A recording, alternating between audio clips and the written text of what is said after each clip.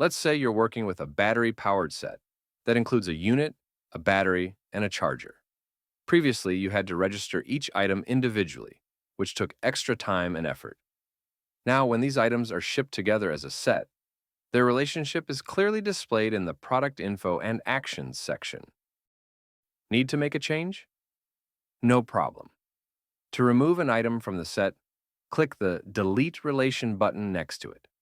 Then, click Add New Set Part and enter the new serial number to add a replacement.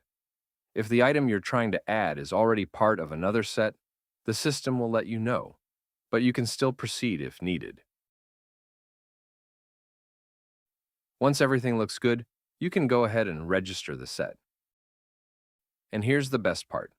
All associated items will be registered at the same time, saving you time and reducing manual work.